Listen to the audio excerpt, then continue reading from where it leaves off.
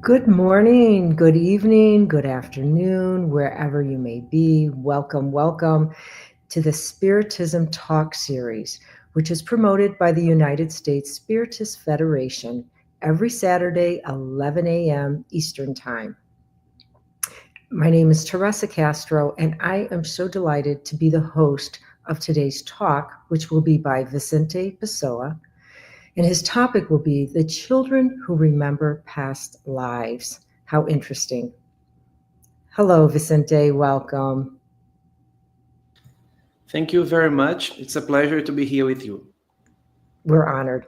So, before you begin your presentation, please allow me to formally introduce Vicente. He is an infectious disease physician and current president of the Spiritist Medical Association of Goiania. His passion is Camille Flammarion and astronomy. So interesting. And I just want to remind everyone to please, if you have any questions or comment, post them in the chat because Vicente has saved some time after the presentation and we will have a short Q&A period. So if you have any comments, questions, please post it in the chat. And now, Vicente, we turn it over to you. Thank you very much. It's a pleasure to be here with you in the United States Spirit Federation to talk about this fascinating subject, children who remember past lives. So we are going to try to talk about the scientific research around this topic. And later on, we are going to try to bring what Spiritism have to say about the same topic and see if they match science and spiritism, if they match in their vision about this very important and very exciting topic. So without further delong, we are gonna begin with the first slide. Some children say they have been here before. So who are those children? Why do they say that? In what circumstances do they say that? And how are those cases, are those reports being investigated by science? Today, we have around more than, much more than 2,500 cases recorded in the archives of the Division of Personality Studies at the University of Virginia. And if these children are correct in reporting that they previously lived here, then part of us survives after our bodies are dead.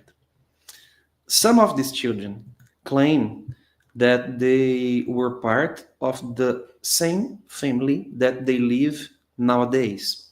Other part of those children say that they lived in another town with another family, and they even deny that their parents, their current parents, are their real parents.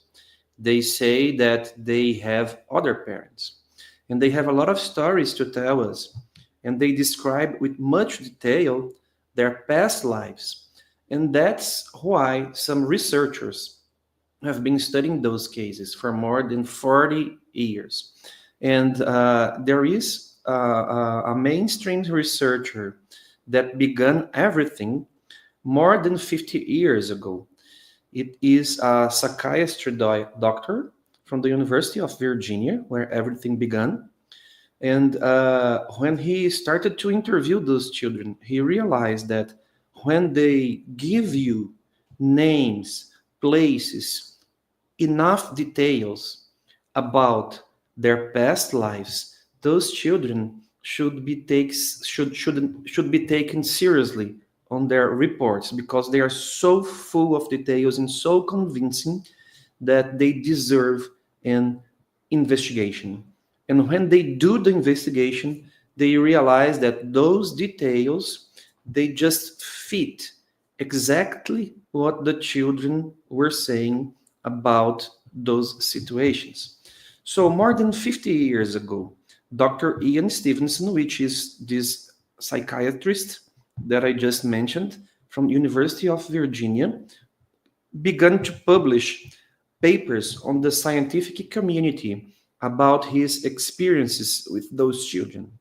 The question was it possible to face this topic on a scientific matter instead of emotionally?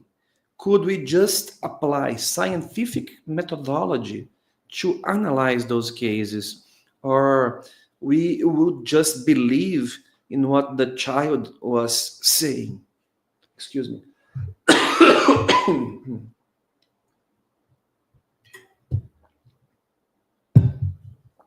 So, maybe this subject was just an inner desire that we all have to live forever. Maybe it is impossible to put together strong enough evidence to conclude that those cases are real. But despite all these difficulties to manage those situations and those interviews, it is possible to apply the scientific method and to exclude, to eliminate another causes as possible explanations for what was going on with those children. So the goal is not to convince anyone, it's only to present the scientific evidence and those studies and allow anyone to take their own conclusions about those reports. But in order for us to realize how strong the evidence is of those reports, we're going to bring a sentence written by the great astronomer Carl Sagan, who was someone that usually used to fight the idea of reincarnation and past lives and immortality and even God. Even though he was a great scientist, a very important scientist, he clearly did not believe in God. And what he wrote in his book, The Demon Haunted World, was that this situation concerning children who remembered past lives were the most difficult ones to reply, to fight against. So, this shows how strong those evidences and those facts are concerning that those children may be talking the truth. And more recently, we have a very important researcher from Brazil, which is also a psychiatrist, uh, whose name is Alexander Moreira Almeida, and his team. He just published by Elsevier, which is one of the most important scientific uh, book editor in the world, a book named Science of Life After Death, where he tries to analyze in a scientific way evidence of life after death. And the three main uh, subjects that they bring in this book are near death experience, children who remember past lives, and mediumship. And they try to bring enough evidence and conclusions that maybe those reports are not able to be explained by traditional science. They need other explanations when you try to find the best possible explanation. So this is an example of a paper published in a scientific journal by the great Jim Tucker, which is a disciple, or he is a follower of Ian Stevenson from University of Virginia. Right now, Dr. Tucker is concentrating all his efforts on American cases of children who remember previous lives. But he is the one that keeps the study alive, initiated by Ian Stevenson more than 50 years ago. And I just brought a two pictures of two books that he wrote for uh, for everyone. It's not only for researchers or psychiatrists concerning the topic. And I really strongly recommend that if you have to choose one, you should get Life Before Life. It's an amazing book. It is very clear, it's very direct, and the explanations are just beautiful. And the reports that he brings in this book are really, really, let's put it that way, they are really convincing. They have strong evidence, and that those children are really talking about the truth. And he also discusses possible explanations. Is it fraud? Is it children fantasy? Uh, and we are going to talk about those possible explanations a little bit later. Many people try to refute uh, this information in those reports, but why do they do that? And they have some arguments that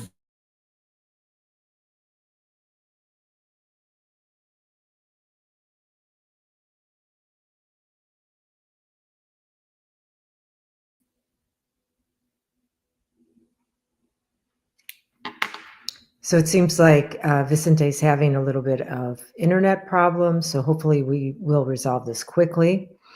But very interesting, this whole topic of past lives, and once again, pointing to proof of immortality of the soul, um, as well as near-death experiences and mediumship.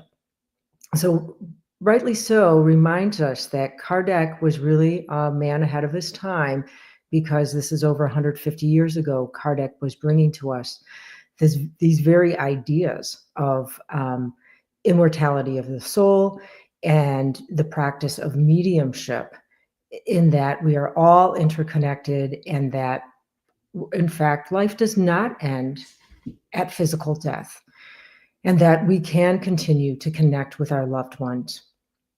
So this is very, you know, state of the art information that we're receiving from Vicente. And I understand that he has lost power, so hopefully that will be restored. And, we're so blessed to be able to have this opportunity to learn all the way from Brazil. Here he is. Thank you so much, Vicente, and we're glad to have you back.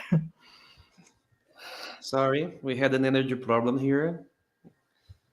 So I guess I have to bring my slides back, right?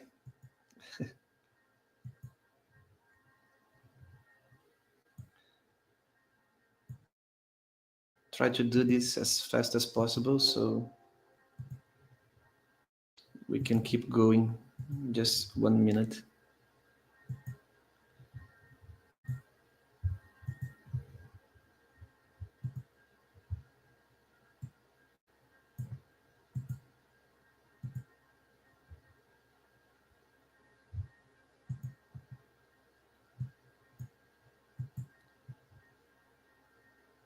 They are already uploading, so we can keep going.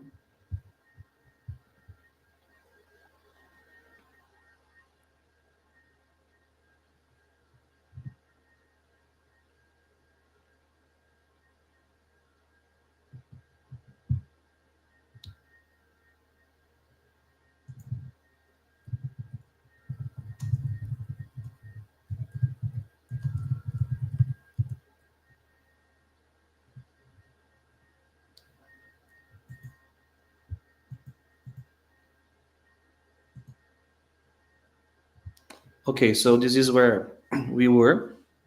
I was just talking about some people that try to refute those researchers and those researchers using a few arguments against them. And many of them can be easily refuted, either by science itself or by spiritism. For example, it's a small number of people will remember. Why only a small number of children talk about past lives? Why not all children? Maybe they argue that those memories are really fragile and they are not strong enough to bring up a case in favor of reincarnation. So, if people are reincarnating, why is there a increase in population? There is also the question of mind and brain. Some people believe that brain, excuse me, some people believe that mind is a secretion, is a product by brain, and not something else outside our brain that uses our brain to experience life on this planet. Other people just say that those cases are really fraud, and many other explanations are used to uh, refute those cases. And as we can see, Spiritism can answer most of those questions in a very clear way. First of all, Spiritism tells us that there is a need uh, not to remember past lives in order to uh, experience the actual life in a much better way.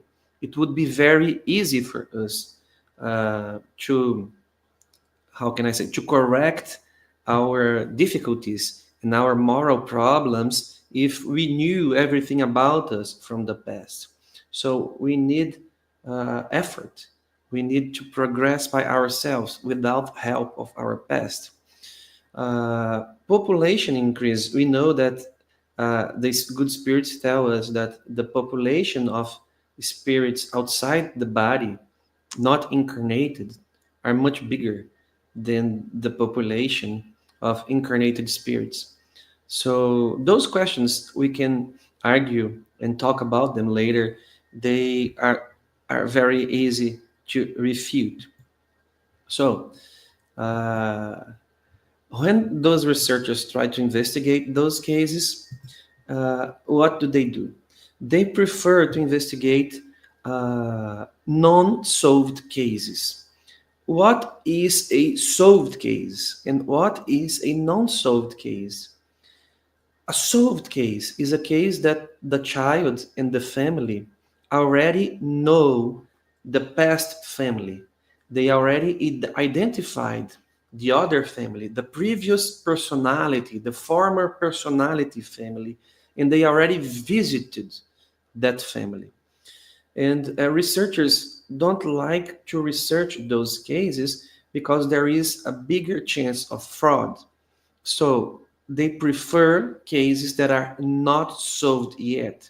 So there is a child that claims that she or he lived somewhere with a family with a certain group of characteristics, and they don't know who that family is. So they go together with the researchers and they find the family. That's preferred because they can control the interview better, and that makes the case stronger. So they first interview the family of the subject, the family of the child who claims that they remember their past lives. They ask everything the family could remember, and they also talk to the child, and they ask everything, and they just put it in a book, and then after that, they try to interview the former personality family. They also try to bring together medical records about the former personality, because sometimes the child claimed that he or she died, passed away in this or that way, that she had a trauma, a shotgun, a knife gun, a car accident, a broken arm. Uh, Maybe the child now have a cardiac condition, and maybe the former personality also had. So they try to file complete medical records from the child and the previous personality to see if they match. They make several trips to the city to follow progression. How is this progressing? The relationship between the child and the family, if the memories are coming back, if they are getting stronger, if they're getting weaker, and maybe um, everything helps to make a strong case. So they decided to create a few criteria to include the case as a very strong possibility to be true. And which are those criteria? If the cases do not match those criteria, they do not include that case as a possible real case. So, birth prediction, it's a criteria.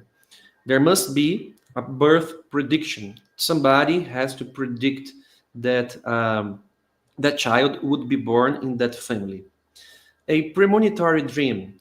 Families have to have a premonitory dream that they will receive somebody that was there before. Birthmarks or malformations related to the previous personality perceived shortly after birth. Um, Child's statement corroborated by at least one adult. Recognition by the child of people and objects from the previous personality. This is really impressive. We're going to talk about it at this a little bit later. When they bring the child to the previous personality house, the child is able to recognize paintings, books, people, and even they try to fool the child. This was your brother. No, was not my brother. I don't know this person. That one was my brother. This was your school friend. No, I don't know this person. My school friend was the other one. And remembering even names, dates, specific situations. So this is a very strong criteria. And an unexpected child behavior. For example, if you read those books that I just mentioned before, you're going to find some cases of children who really likes alcohol since they are really young, 3 years old, 5 years old, or children who behaves like they were kings and they treat other people like they were inferior to them because of the previous personalities uh, uh, behavior, because it's the same person. We work with this hypothesis that it's the same consciousness, it's the same person. So the behavior must be very similar, and you cannot explain that in other terms. Some of those children, they speak many languages even when they are 3 years old or 4 years old, and you cannot explain that. So the unexpected child behavior is a criteria as well. So those cases have to fulfill at least two criteria to be considered a very strong case and to be included in the files of the researchers on the software, the statistical software that will make statistical analysis. And believe me, there is a theory, a scientific methodology that can analyze those cases using statistics, so they can predict how strong the evidence is and if reincarnation is in fact the best possible explanation. So, what are the possible explanations that those researchers use? So, they are, how can I say that? When a researcher like Jim Tucker or Ian Stevenson are dealing with those cases, they are not in favor of reincarnation or not. They are neutral. So they are scientists. They don't care what the result will be. They just want the best possible explanation. So they have to go through all possible explanations. One of them are fraud. And what they discuss about fraud is that those families, they do not get anything in exchange for creating those stories. They don't get money, they don't get paid, they don't get discount in taxes. Uh, they, on the other hand, it's the opposite. They get unnecessary attention. Media goes to their houses. They are bothered by the situation. So they have no interest whatsoever to create a fraud to explain those cases. The researchers do not pay those families. The government do not pay them. So there, there is a big discussion about fraud because when somebody is frauding something, they usually have something in exchange, and those families and those children don't have anything. It could be childhood fantasy. We all know that children have invisible friends and they make up stories, and it's very normal and very natural, a very natural thing. It's part of childhood. But those stories, they are so rich in details. There are children that describe houses located more than 500 miles away from their home. They've never been there.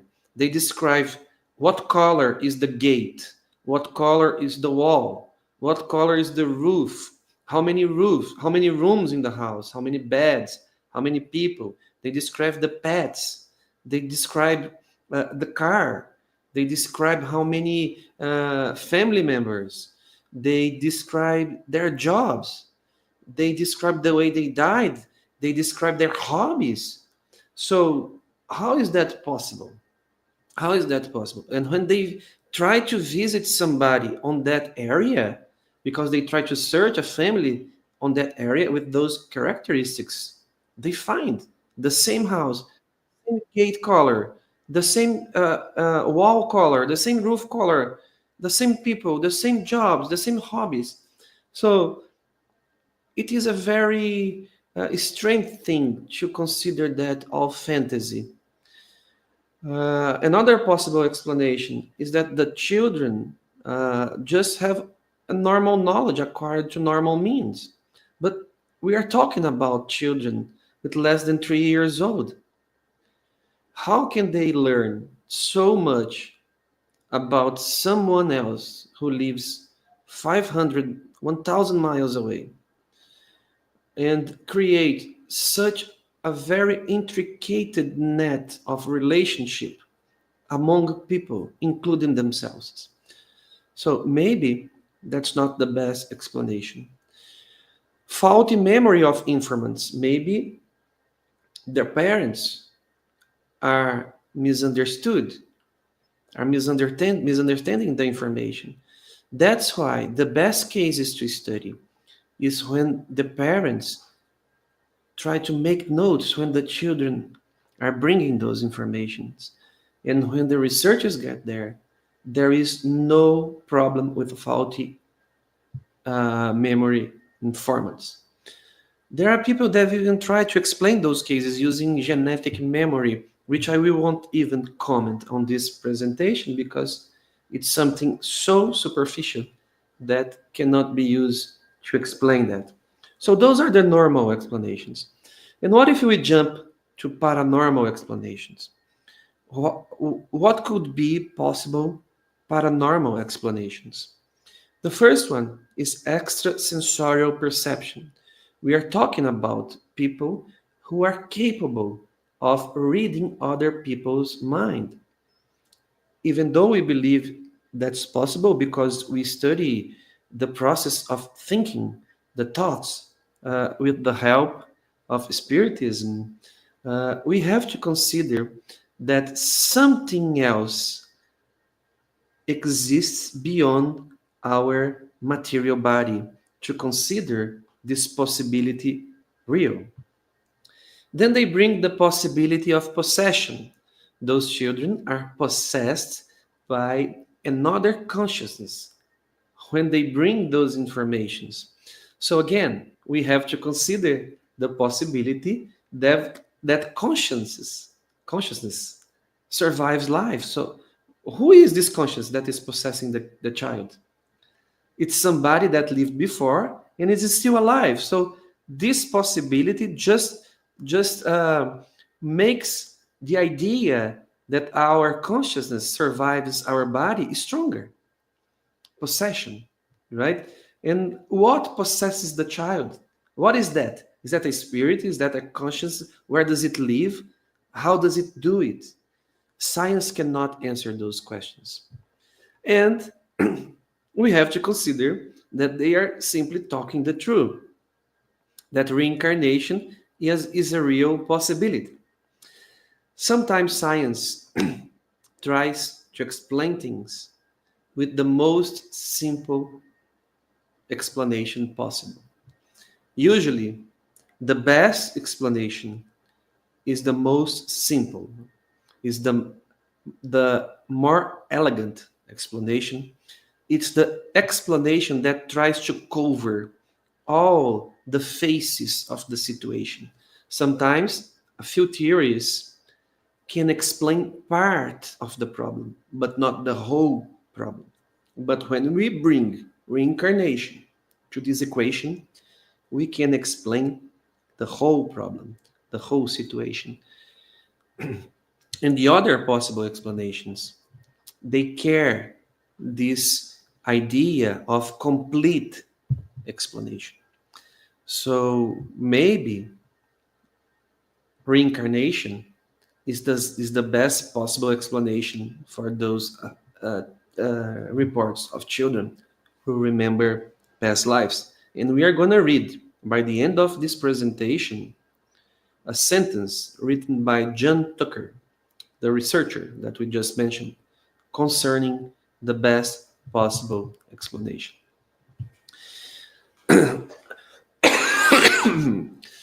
um, there is a very important criteria, which are uh, children that are born with marks in their body, and they say that they brought that from the previous lives. For example, somebody died in their past life with a gunshot on the heart.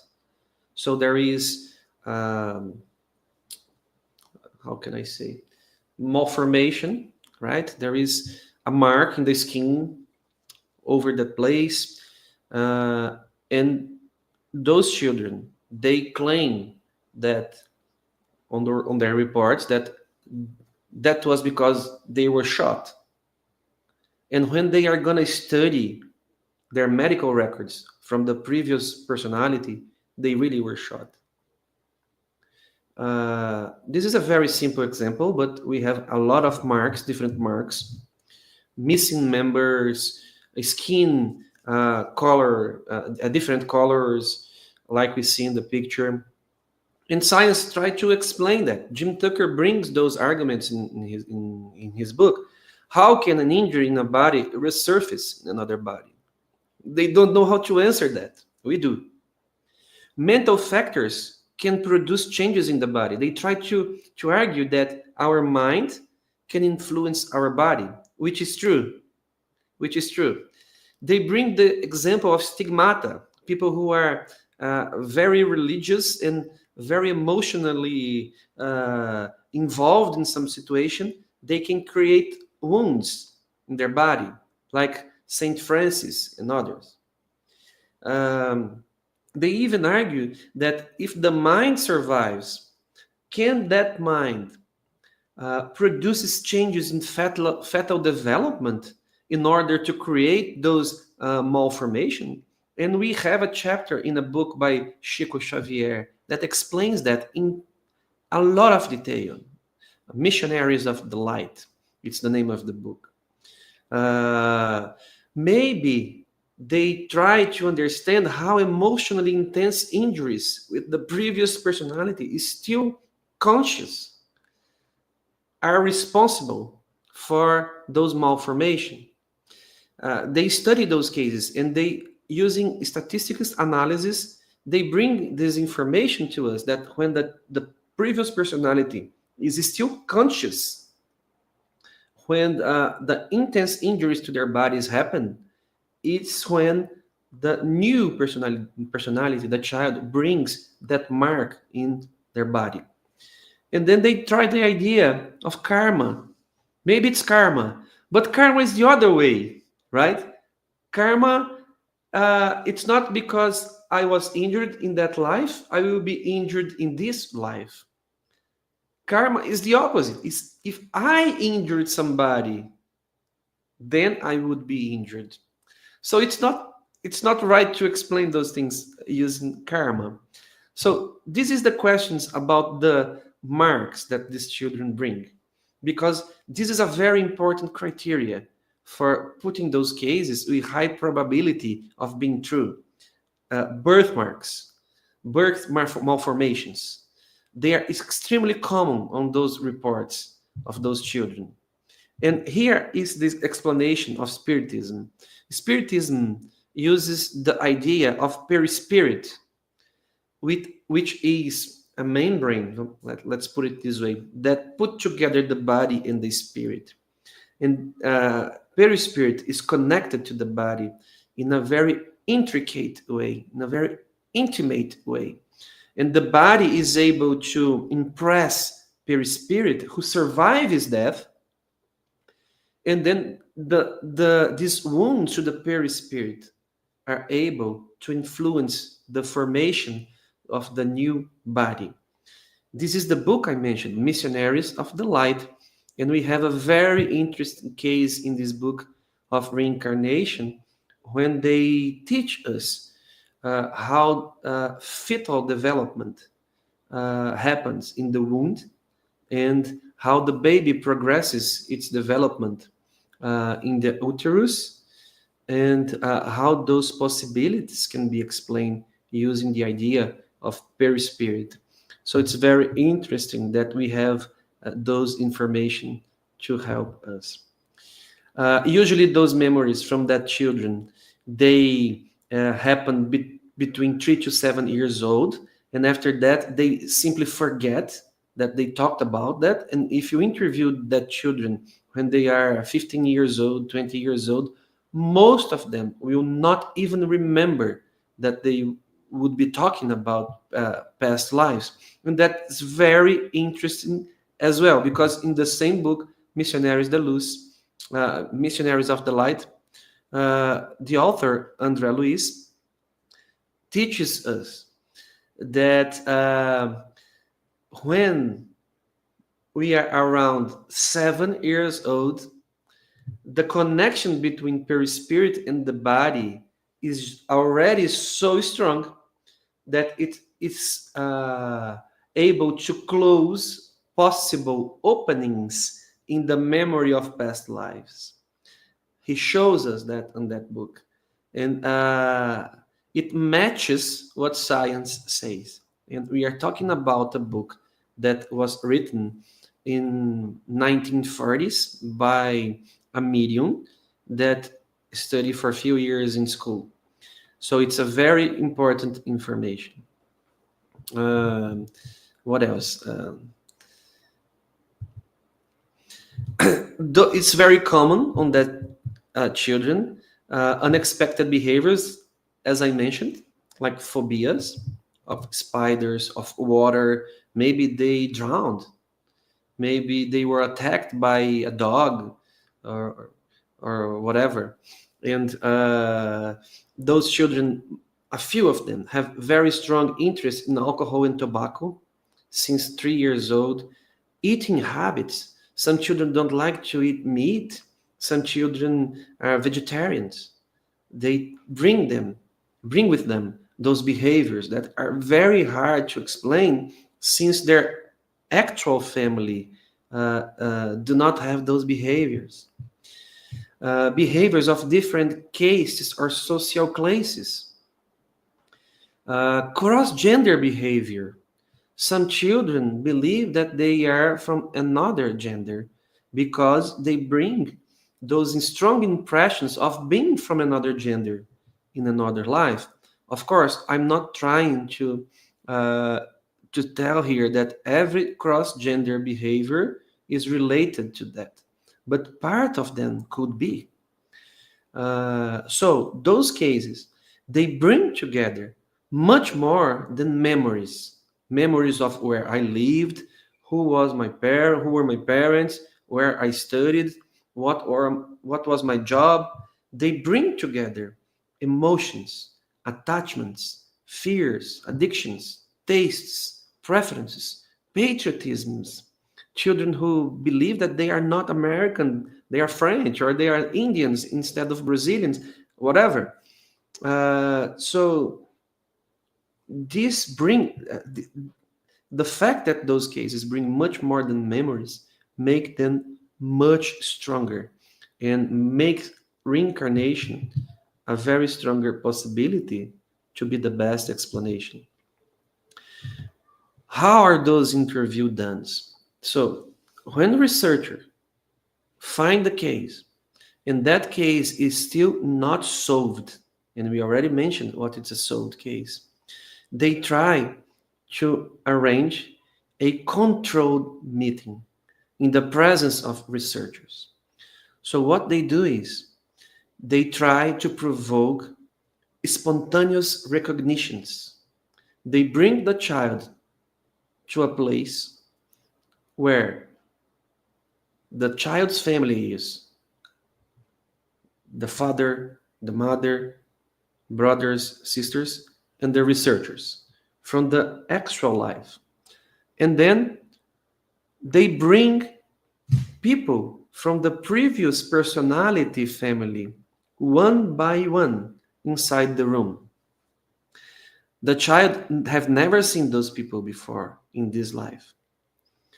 And then they ask the child, who is that person? And the child answers, that is Mary. She was my mother. That is John. He was my father. That is Michael. I don't know this guy. That is Cindy. Or I don't know this person. It's not related to my previous life, from my memory. So they try to bring alternating people to try to make it as much controlled as possible. And the results are really amazing when they are done that way. Because how can you explain that? That child know those people, know who were from the previous family and who were not. When those interviews are conducted that way, it's very difficult to refute the strength of the evidence. So they fulfill criteria for being a very strong case of reincarnation. Another very interesting characteristics of those cases is that there are a very few cases where the child is able to bring memories of what happened to her or to him between lives. They don't remember very well where they were. A few cases remember that they were with Jesus or were with angels, were in a very big and beautiful city, and they call it other kingdoms or realms. They don't remember very well reincarnation preparation, if they were prepared or not. A few of them remember. They bring some information that if they had a sudden death on the previous lives, they have fewer memories. They can't explain that. Researchers can't explain that, but it's a statistical finding when you analyze those cases. And there is a strong correlation with meditation on previous lives. If the previous personality was someone who used to meditate a lot, there is a greater chance to remember facts from the previous life in this life. But nobody can explain that. It's just a statistical finding. They just don't know why that happens. So, many people try to, as I mentioned before, refute that and have contrary opinions, that the material world is the only reality that there is, that consciousness is the result of brain function, that near-death experiences are just experience that there is nothing to do with survival of consciousness. It has to do with brain damage. They try to argue about the matter of mediums, that they are fraudulent and they can't be trusted, and they don't have answers to questions like what exactly reincarnates? How would reincarnation happen? Because those findings by those researchers, Jim Tucker, Ian Stevenson, they can't explain what exactly reincarnates. How would reincarnation happen? As I mentioned before, they are just trying to bring information, reality, facts. They are not trying to convince anyone. They are scientists. They don't have any religious interest to prove that reincarnation is the best possible explanation. So, what they do is they bring the facts, and we try to answer those questions with the best possible answer. Since they don't have spiritism to guide them and to help them, they cannot answer what exactly reincarnates. They cannot answer how would reincarnation happen. And that's why spiritism is a very important key for understanding those cases. Spiritism is a science, is a philosophy with religious consequences. It's a science, a philosophy, and a religion. So when Spiritism was brought together on the 19th century by Allan Kardec, who was also a researcher, who was also researching something very weird and strange that was happening in Europe in the 19th century, which was uh, the phenomenon of the flying tables that nobody could explain. And he was also ascetic. He did not believe on this phenomenon. And then he tried to explain them with the best possible answer. So he tried to classify those phenomena in fraud. And after diving deep on those studies, he just concluded that it was not possible to be fraud. And diving even deeper, he realized that the best possible explanation was a consciousness that survived their body death, and was answering those questions, was conducting the table.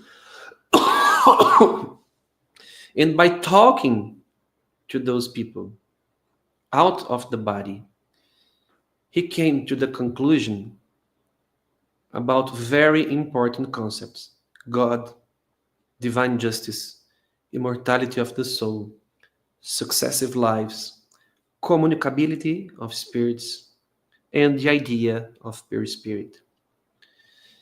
So this is what lacks for conventional science to explain those cases in a much completer way, in a much deeper way. But they are getting close. So they already make very interesting questions for what exactly reincarnates? How would reincarnation happen? They are publishing those results in scientific papers, serious scientific journals. So the topic is already calling attention. It's a very strong topic nowadays in academy. People are very interested on studying this phenomena, this kind of phenomena in child. And this is the sentence that I like to bring to us, made by Jim Tucker in his book. I will end my presentation with this sentence so we can talk a little bit more after that. To be slightly more conservative, I would say that the best explanation for the stronger cases is that memories, emotions, and even physical injuries can sometimes carry over from one life to the next. If this is what we mean by reincarnation, then my conclusion is the same as Dr. Stevenson's. But since As he has also written, we know almost nothing about reincarnation. I prefer to use more specific terminology. So, what can we tell about this sentence or this thinking of Jim Tucker? He just doesn't want to call it reincarnation yet. But the evidence is so strong that he cannot run away from the idea that the best possible explanation for those cases are indeed reincarnation. So there is much more to talk about the subject, but time is not enough. So that's why I tried to bring a summary of the ideas of the researchers, the research, the results, and some or few ideas about Spiritism explaining those topics that science cannot explain yet. So I'm very open to questions and comments that you can further make from now on. Thank you, Vicente. Wonderful. Wow. It's such a vast topic. For sure, we'll need to have you come back and do part two. Um, so uh, let's stay here a bit longer. We will have a Q&A session that will start shortly, but first we're going to announce a few announcements. So the virtual course Introduction to Mediumship, a free virtual course for beginners. The U.S. Federation is thrilled to invite individuals eager to explore the realm of spirit communication according to Spiritism.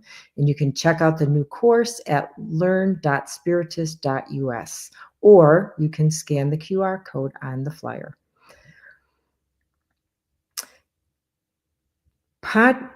Podcast-like series, Psychology and Spirituality, A Bridge to a Better Life, based on the works by Joanna DeAngelis. A new episode every Friday at 6 p.m. Eastern Time, and it is available on YouTube and Spotify. And then there's a new book, Transcendence, Life in the Hereafter by Jasara Korngold.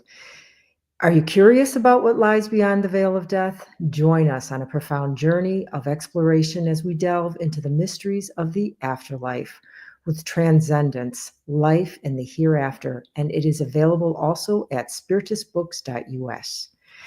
And then we also have a new app, Spiritist app, Be My Hope. It's available now on the App Store or Google Play. This app offers uplifting content in a collection of videos, daily messages, and audio materials. Download it now. And then also, we have now available 7 free professionally recorded Spiritist audiobooks sponsored and produced by the Spiritist Society of the Carolinas. At your own pace, listen to Allan Kardec's foundational works on YouTube at Spiritist Society Carolinas ! And now, we also on the screen, please note that there is a QR code. If you want to help the United States Spiritist Federation produce more publications and promote Spiritism to everyone, please scan the QR code on the screen for your donation. And now we will begin addressing the comments or questions from the audience. And if you haven't put one in the chat, please do so.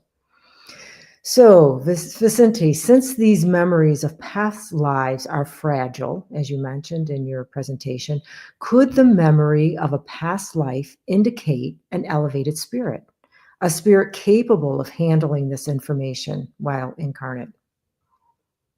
What do you think? Okay, you're muted. Did you mute yourself? Okay. Can you listen now? Yes, we hear you. Great.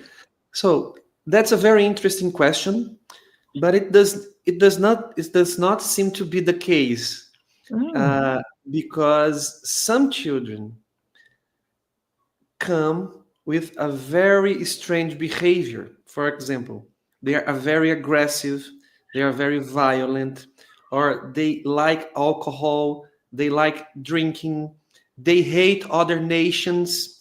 So how can you conclude that this is a very elevated spirit? A very elevated spirit would not have those kind of behaviors.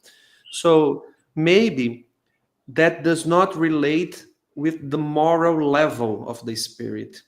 Just like mediumship, Mm, you don't need to be a very elevated spirit on the moral aspect to be a medium. But that's a very interesting point. We don't have all the answers.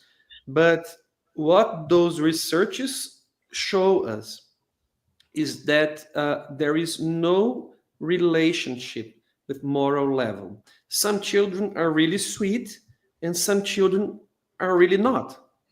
that's true. So we don't understand yet uh, exactly why those children will remember, the gates of memory are opened to another dimension or other life or to the past, and for other children are not. So I think that's the answer. I Okay. don't see a very strong relationship between moral elevation and the ability to remember past lives. Right. There's not enough information yet. Yet, Also, yes, we can just say it's a possibility, but like you said, there's not enough information to support that as a fact. Thank you. yes, exactly. Okay, so then we have a question by MB. Thank you for your presentation. My question would be, if someone is coming from a Christian ancestor's background, could we integrate? What does that mean? Could we integrate? So they're coming from a Christian with their ancestors are coming from a Christian background. So I think I'm saying, would this follow in line with the Christian doctrine, philosophy, way of thinking? This idea of past lives or memory of past lives. I'm wondering, MB, if you could maybe clarify your question a little bit more. That might Yeah, be helpful. let me try to answer in the Okay. way I understood the question. Can you just put the question again? Uh, I was giving this talk in Europe a few months ago, and there was someone on the audience that was Christian, that was Catholic. And when I finished the presentation, he made a very, let's say, a very aggressive question, a very interesting question, but in a very aggressive way. He just told me that he was a Christian and he had been studying the Gospels deeply, and that he could not find any evidence in the Gospels concerning those topics, concerning reincarnation and so on. And he asked me if I could give explanations or examples where I could find those reports inside the Gospel. So it was a person with a Christian background in this life asking me a question how he could integrate this new information in Mhm. his beliefs, in the way he believed lives. I'm not sure if this is the same kind of question, if the same, if the same, if he wants just to ask the same thing. I'm not understanding very well if this background that he is referring is background in this life or past life. Yeah, But it seems I'm to trying be, to understand that it's in this life. He's a Christian yeah. and he's trying to Seems to integrate. me that, yeah, reincarnation is more Eastern, exactly. Yeah. So I think it's very, how can I say that in English? I think it's very matchable. They match the information.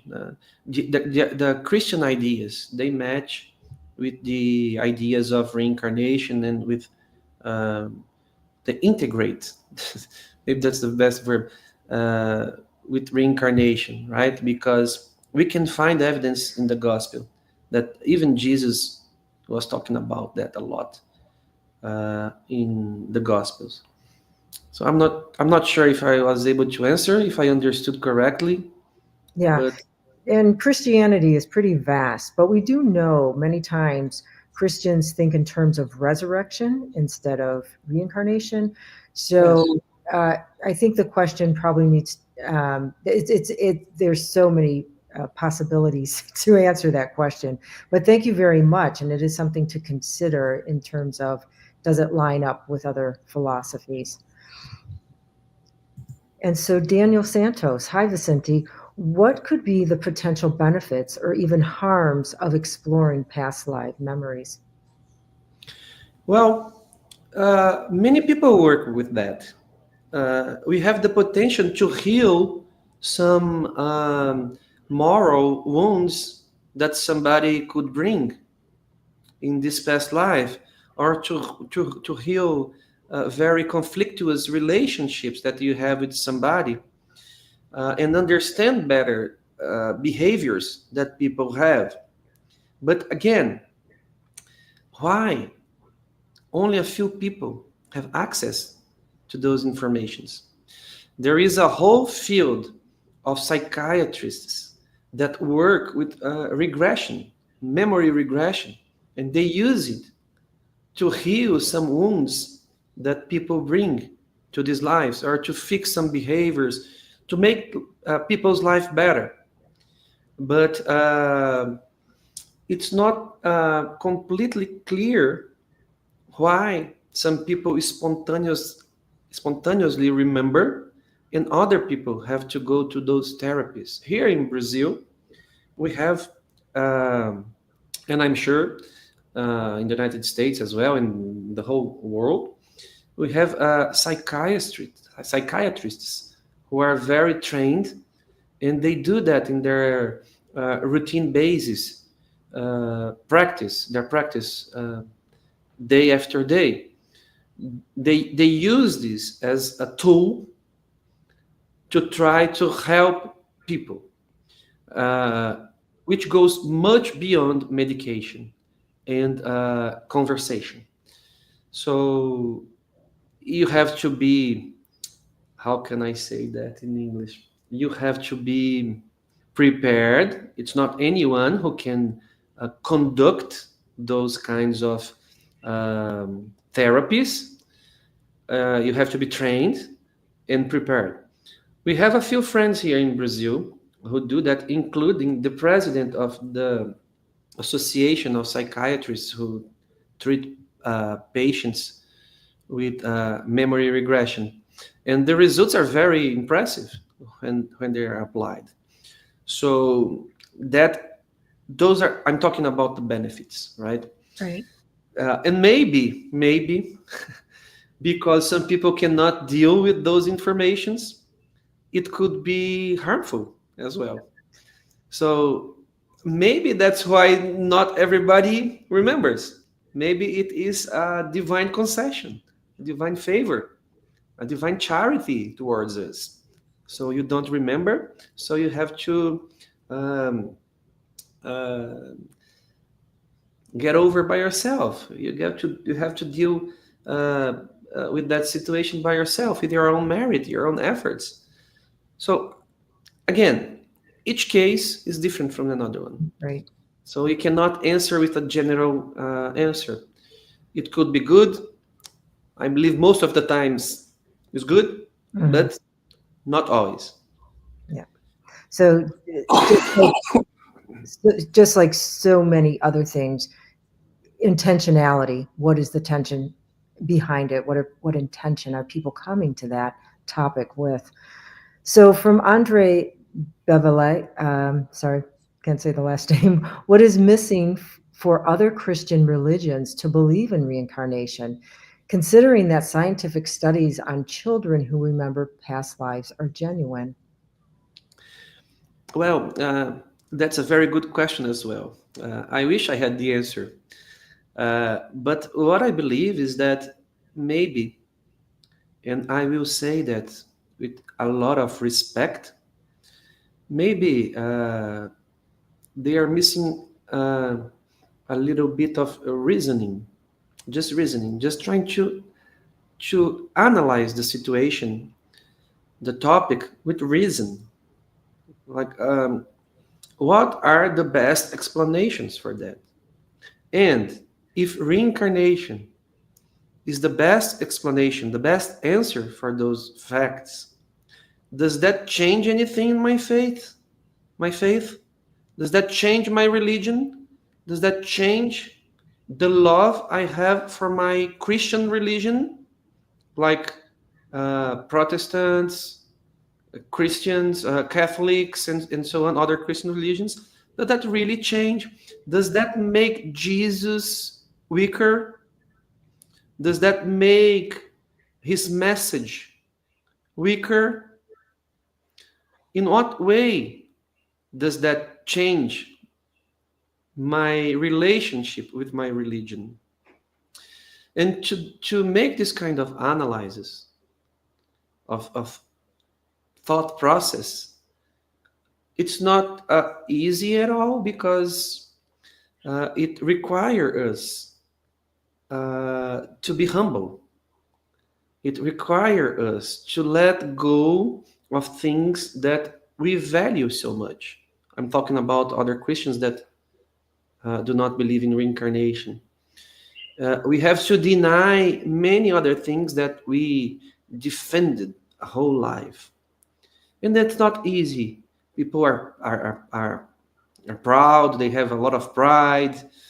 Um but when you sit, you open your mind to the new information, you read, you understand, the information is clear. All possibilities are on the table, including that reincarnation is not the best explanation. All the possibilities are there. And then you have to pick which one it's the most reliable answer. Then maybe it's easier to understand the situation. But again, it's a very complex problem. Yes, it seems to me it still is related to the old conditionings, that there's this eternal punishment, that we're going to be in purgatory forever, or, there's no opportunity to transform ourselves. And so it's letting go of some of these old conditionings and also the understanding of what is God, right? Yeah, That God is uh, loving, and letting go of this punishing God, and coming to understand what does forgiveness really mean, and so that we are not damned to eternal anything. So, that's a very good point. You just brought the idea of sin, right? If I mm, believe in reincarnation, I will be sinning, and mm, I'm going to go to hell, and it's against Christianity, and I'm going to suffer a lot. I will be punished, and that's the wrong idea about God that you just mentioned, right? Right? God is pure love.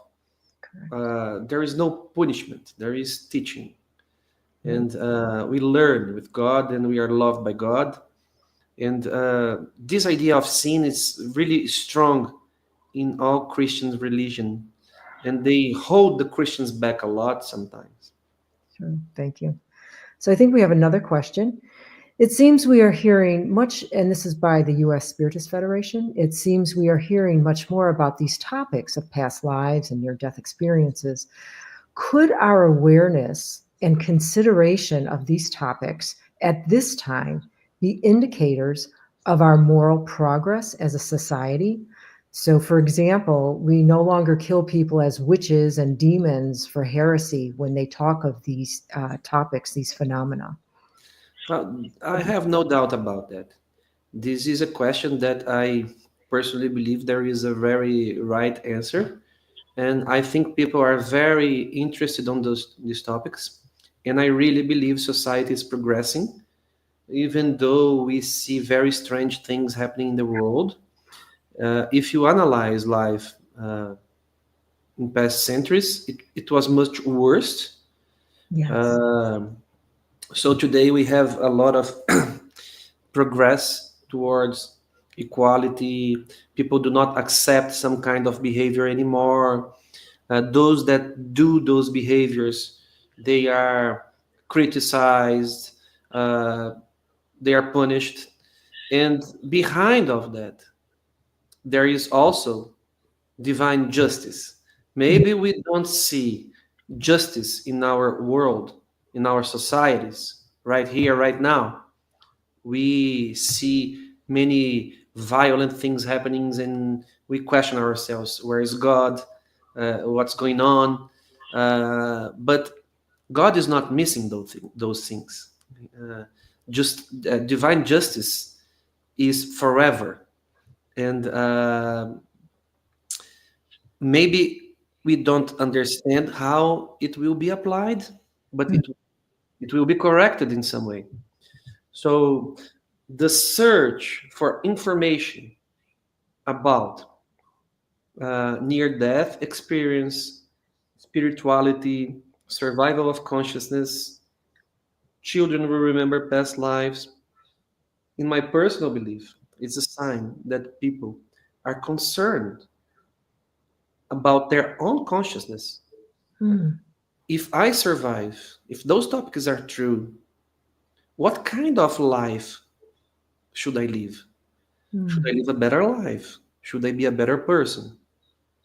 Will that change the world now? Will that change the world in the future?